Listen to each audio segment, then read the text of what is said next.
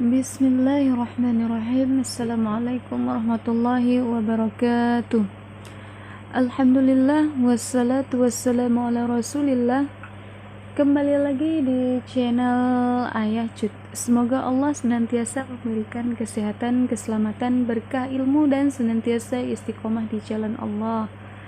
Amin amin amin ya rabbal alamin. Allahumma amin. Teman-teman, pada kesempatan kali ini kita akan belajar tentang materi zakat dan perbedaannya dengan pajak, tentunya berdasarkan FR dari ujian-ujian yang telah berlalu. Oke teman-teman, sebelum kita masuk kepada pembahasan, jangan lupa subscribe, like, dan aktifkan tombol loncengnya untuk dapat terus mengikuti channel ini. Oke teman-teman, sebelum kita mulai belajar, mari kita baca doa terlebih dahulu. Bismillahirrahmanirrahim. Allahumma inni as'aluka rizqan thayyiban wa ilman nafi'an wa amalan mutaqabbala. Semoga Allah senantiasa memberikan ilmu yang bermanfaat bagi kita semua. Amin ya Allah. Oke teman-teman, langsung saja kita akan masuk kepada materinya. Yang pertama sekali kita akan lihat tentang pengertian zakat. Zakat menurut bahasa atau menurut lughat itu artinya tumbuh, suci, berkah. Kemudian menurut istilah, zakat adalah pemberian yang wajib diberikan dari harta tertentu menurut sifat-sifat dan ukuran kepada golongan tertentu. Nah, jelas ya teman-teman. Kemudian kita akan lihat tentang hukum daripada zakat. Nah, jadi Allah Subhanahu wa taala telah menetapkan hukum wajib atas zakat sebagai salah satu dari 5 rukun Islam yang disebutkan di dalam Al-Qur'an. Nah, hal tersebut sebagaimana dijelaskan di dalam Al-Qur'an, sunnah Rasulnya dan ijma' para ulama. Jadi karena ini zakat, jadi ini termasuk rukun Islam. Jadi haji, zakat ini salah satu yang wajib kita lakukan. Nah, jadi Allah Subhanahu wa taala berfirman, A'udzubillahi minasyaitonirrajim. Bismillahirrahmanirrahim. Wa aqimus salata wa atuz zakata wa rak'u ma'arraki'in. Dan laksanakanlah salat, tunaikanlah zakat dan rukuklah beserta orang-orang yang rukuk. Quran Surat Al-Baqarah ayat 43. Nah, kemudian dalam kitab Al-Awsat dan As-Saghir, Imam At-Tabrani meriwayatkan dari Ali radhiyallahu anhu bahwasanya Nabi Muhammad sallallahu alaihi wasallam bersabda, Innallaha farada ala aghniya al-muslimina fil amwalihim yaqulul ladhi yasa'u fuqara'ahum wa lam yajhadul fuqara' idza ja'u aw ghuru illa bima yasna'u aghniya'uhum illa wa innallaha yuhasibuhum hisaban syadidan wa yu'adzibuhum adzaban alima. Rawahul At-Tirmidzi. Rawahu Tabrani.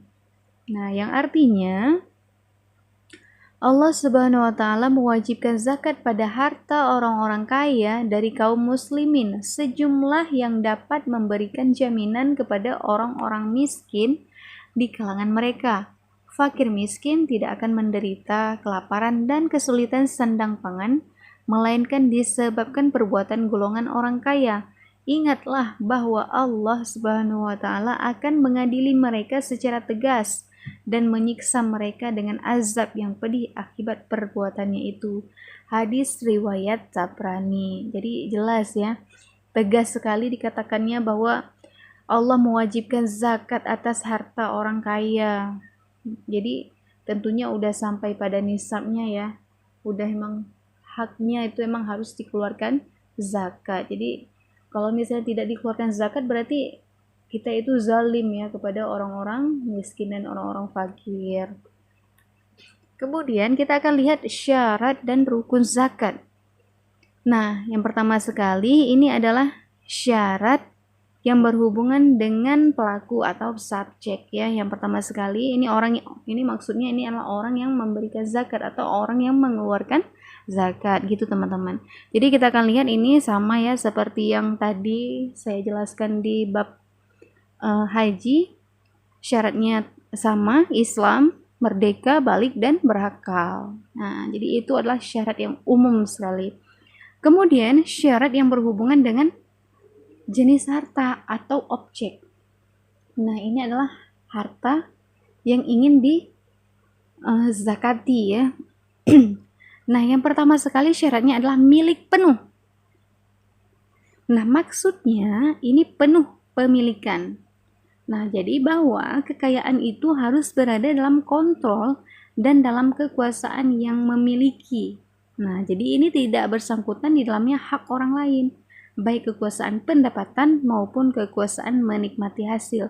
Jadi ini mutlak, sepenuhnya milik orang yang ingin memberi zakat. Jadi nggak ada kaitannya dengan orang lain gitu teman-teman. Jadi nggak boleh kita menzakati sesuatu itu ada yang berhubungan dengan orang lain gitu. Kemudian yang kedua, ini berkembang.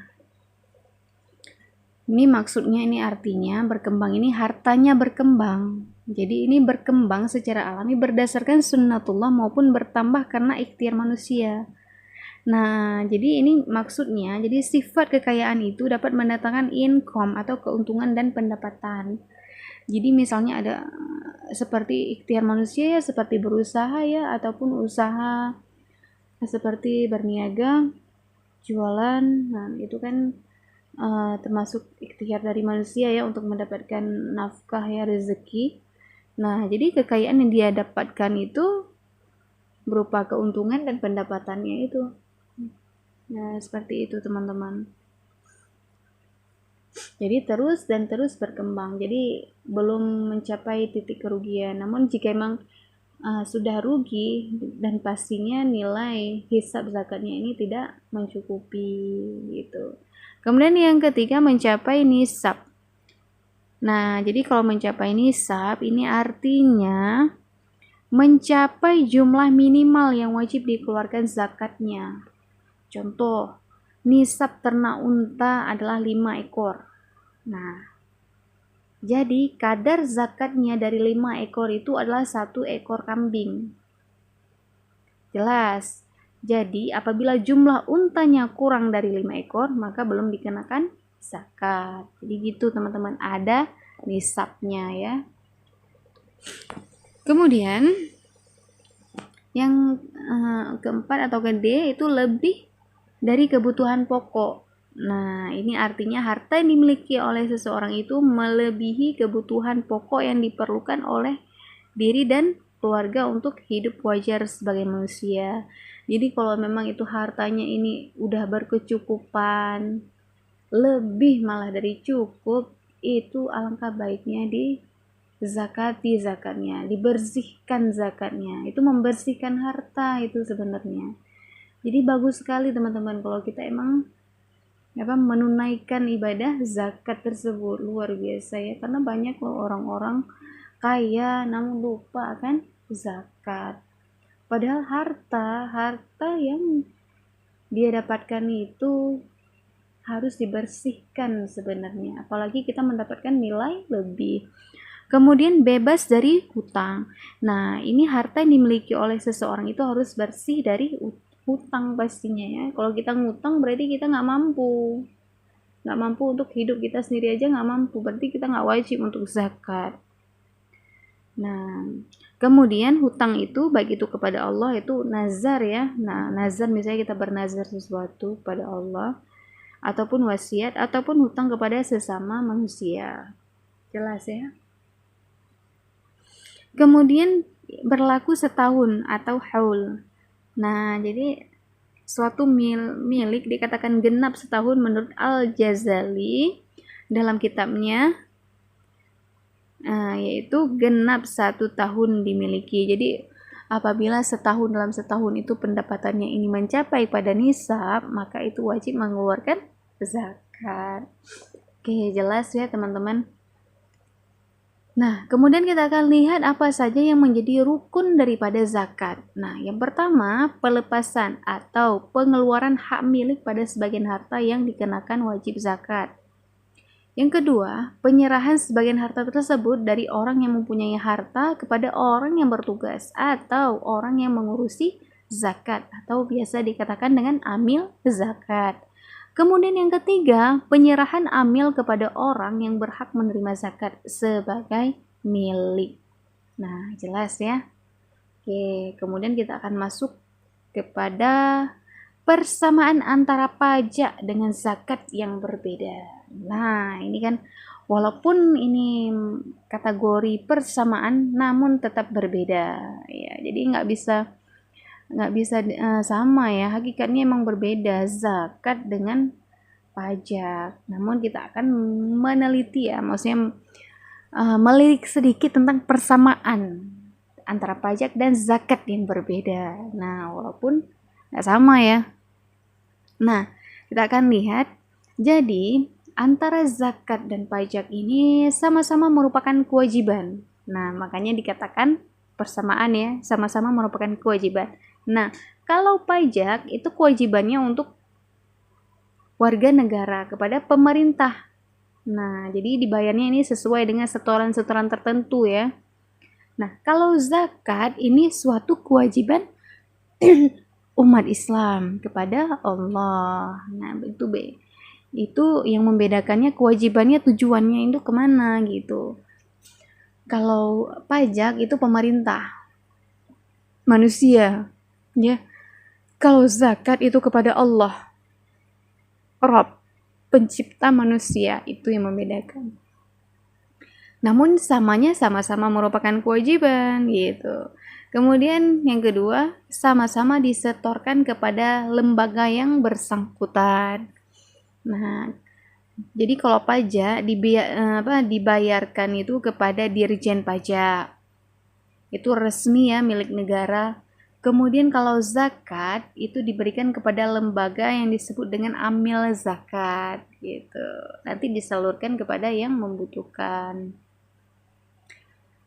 Kemudian sama-sama tidak mendapatkan imbalan. Nah, jadi kalau wajib pajak tidak mendapatkan imbalan secara langsung setelah mereka menyetor uang. Begitu juga dengan pembayaran zakat.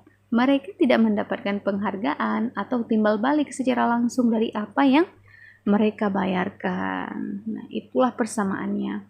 Kemudian yang terakhir, itu memiliki tujuan kemanusiaan dan kemasyarakatan. Nah, jadi pembayaran pajak itu akhirnya akan dipakai guna kepentingan bersama masyarakat dan negara. Dan pada pembayaran zakat, dana yang ada dipakai untuk urusan agama, sosial, dan meningkatkan kesejahteraan orang banyak. Nah, jadi yang menyamainya ini yaitu tadi, yang pertama sekali ini sama-sama merupakan kewajiban ya, kewajiban kepada negara dan kewajiban kepada Allah ya. Yang membedakan nah itu, kemudian sama-sama disetorkan kepada lembaga yang bersangkutan, kemudian sama-sama tidak mendapatkan imbalan, kemudian memiliki tujuan kemanusiaan, sama-sama ini, itu yang sama walaupun berbeda tujuannya, maksudnya ekornya itu berbeda gitu. Oke, kemudian kita akan lihat tentang perbedaan pajak dan zakat. Nah, jadi zakat dan pajak itu jelas berbeda, nggak sama dia. Nah, gitu. Walaupun yang samanya ini tetap berbeda. Seperti saya buat judul tadi ya, persamaan pajak dan zakat yang berbeda. Nah, jadi walaupun sama tapi tetap berbeda. Nah, yang pertama sekali kita akan lihat ya. Ini perbedaan zakat, perbedaan pajak dan zakat. Nah, jadi zakat berpedoman kepada Al-Quran. Pajak berpegang pada undang-undang. Nah, berlaku di Indonesia. Nah, jadi kalau zakat ini sesuai dengan aturan Al-Quran. Nah, kalau pajak ini undang-undang perpajakan yang berlaku di Indonesia.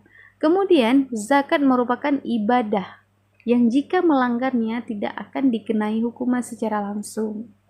Sedangkan pajak merupakan kewajiban yang jika tidak dilaksanakan akan menerima sanksi dan hukuman administratif secara pidana. Secara pidana pajak secara langsung dari negara. Nah, jadi kalau kita zakat ya, zakat itu ibadahnya, kalau misalnya kita tidak menunaikan ibadahnya ini tidak akan dikenai hukuman secara langsung. Itu Allah yang akan memberikan sanksi ya pada saat yang ditentukan. Nah, kalau ini jelas langsung masuk penjara, dipidana, masuk penjara terus. Nah, itu bedanya. Kemudian, penentuan nisab pada zakat ditetapkan oleh Allah dan Rasul dan tidak bisa diubah. Nah, sedangkan pada zakat, sedangkan pada pajak ini besarannya ini ditentukan berdasarkan pemerintah dan bisa berubah-ubah. Nah, ini bukan zakat ya teman-teman, ini pajak, ini kesalahan dalam penulisan ya. Jadi ini zakat penulisannya, namun di sini adalah pajak. Jadi penentuan nisab pada zakat ditetapkan oleh Allah dan Rasulnya dan tidak bisa diubah-ubah. Sedangkan pada pajak besarannya ini ditentukan berdasarkan kebijakan pemerintah dan bisa berubah-ubah. Nah, kemudian zakat bersifat permanen dan tetap dengan aturan yang sama dari masa ke masa. Sedangkan pajak bisa mengalami perubahan peraturan tergantung kondisi dan juga kebijakan pemerintah.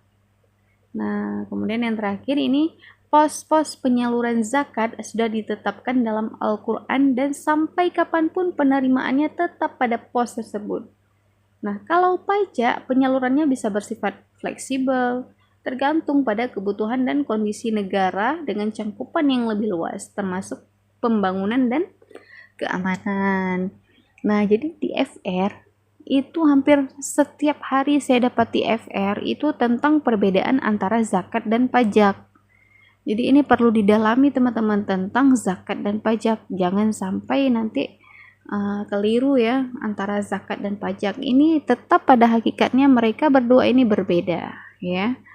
Dalam hal beribadah kepada Allah, zakat adalah ibadah kita kepada Allah yang ditentukan oleh Allah kadarnya, sedangkan pajak itu adalah yang dibuat oleh manusia ya, sesuai dengan aturan undang-undang perpajakan. Nah, itu yang harus diperhatikan teman-teman, jangan sampai salah-salah. Oke teman-teman, syukran jazakumullahu khairan katsir. Semoga ilmunya bermanfaat bagi kita semua. Apabila ada kesalahan dalam penyampaian, itu semata-mata datangnya dari kebodohan saya, dan apabila ada yang bisa diambil manfaatnya, itu semata-mata datangnya dari Allah dan silahkan diambil manfaatnya. Oke teman-teman, apabila ada masukan, kritikan, silahkan masukkan di bawah kolom komentar. Dan untuk bisa mendapatkan notifikasi dari channel ini, jangan lupa subscribe, like, dan aktifkan tombol loncengnya untuk dapat terus mengikuti channel ini. Oke teman-teman, bagi teman-teman yang sudah subscribe, terima kasih sebanyak-banyaknya saya ucapkan, dan ikutin terus channel ini, dan terima kasih atas dukungan dan partisipasinya. Saya akhiri, wabillahi taufiq wal hidayah. Wassalamualaikum warahmatullahi wabarakatuh.